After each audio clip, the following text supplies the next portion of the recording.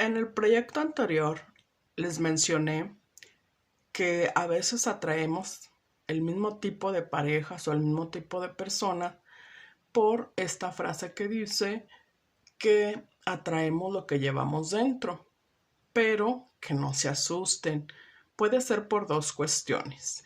Una, que seas una persona muy empática, es decir, una persona servicial, noble, que tengas un corazón bien grande para ayudar a la gente con interés auténtico.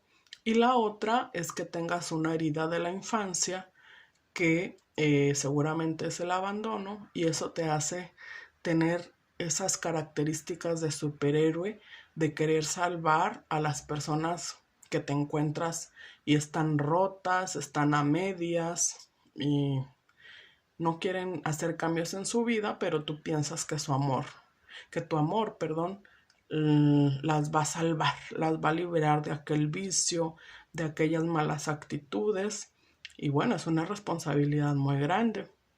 También mencioné las características de una persona codependiente y con algunos ejemplos para poder identificarla.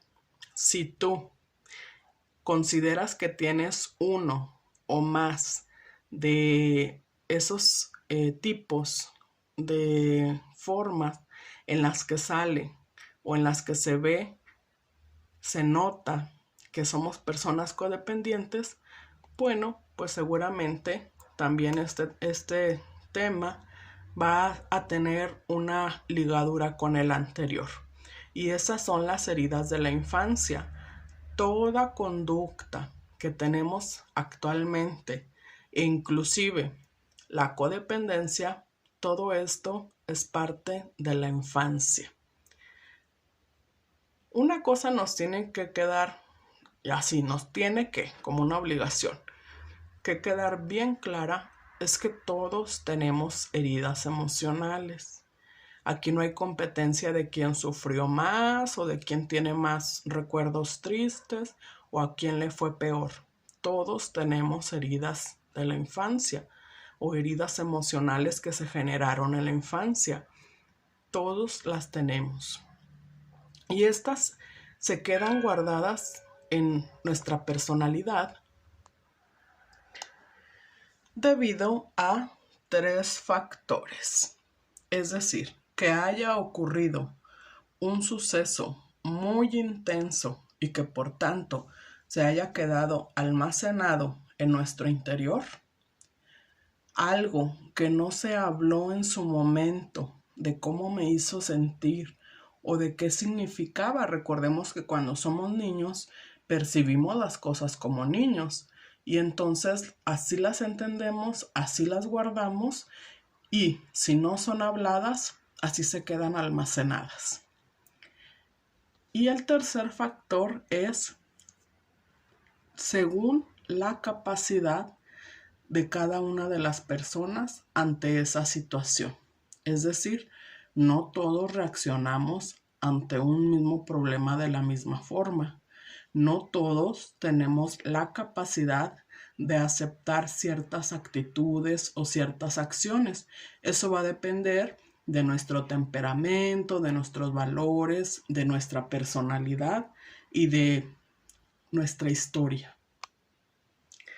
Las heridas de la infancia, que son la raíz de muchas actitudes, formas de ver la vida, de pensar, de reaccionar, son estas que voy a mencionar y son la raíz.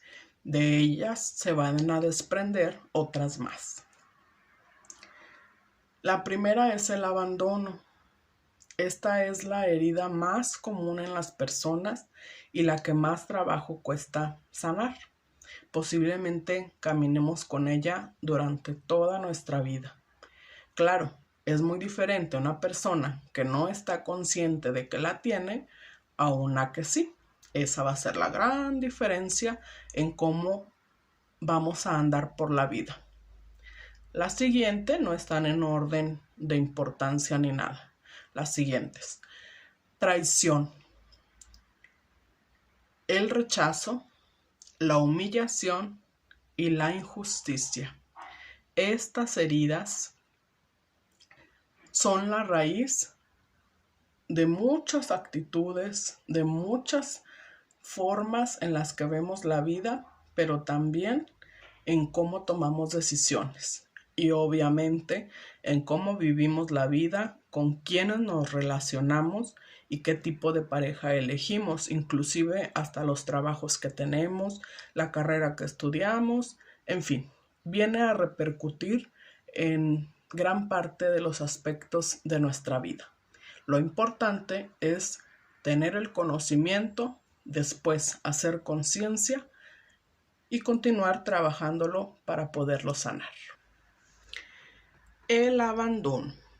Como ya mencioné, el abandono es una de las heridas que mayor presentamos, que mayor se presentan en las personas y es la que más trabajo cuesta resolver, ya que es una herida muy profunda y se da en los primeros años de vida. ¿Cómo puede ocurrir un abandono? Bueno, pues con el fallecimiento de la madre, en el parto o en los primeros años de vida del infante. Puede ocurrir puede instalarse esta herida de abandono cuando los padres, porque vamos a hablar de los dos son importantes en el desarrollo de todo ser humano, papá y mamá, cuando ellos no son capaces de asumir el rol, que no les ha caído el 20, como luego dicen, que no han comprendido, que no han tomado conciencia de que ya son padres y por lo tanto no actúan como tal, sino que ven al niño como si fuera otro niño o como si no fuera una parte de ellos. Y también se ocurre, esta herida de abandono se queda guardada e instalada cuando no están. Cuando los padres, el hecho de no estar presentes en la vida del hijo es suficiente para que se cree esta herida de abandono. Con no estar, me refiero a que puede ser físicamente, que hayan dejado al hijo con la abuelita, con algún familiar o en algún lugar donde se les dé atención a niños sin hogar, pero también con estar presentes físicamente, pero que el hijo no sea prioridad. Es decir, que sea la hora de amamantarlo y no haya quien le haga caso, que tenga el pañal sucio y no se lo cambien. Esas cuestiones, aunque veamos que son de hace muchísimo tiempo, se quedan guardadas profundamente en el inconsciente. Recuerden, de cero, bueno, inclusive desde la concepción, pero de los primeros años de vida hasta los 12, se quedan guardados profundamente esos recuerdos y esa forma de actuar de nuestros padres que va a repercutir en nuestra forma de ver la vida, de tomar decisiones y de cómo nos relacionamos. Ahora bien, vamos a mencionar cómo se traduce o cómo es una persona adulta con herida de abandono.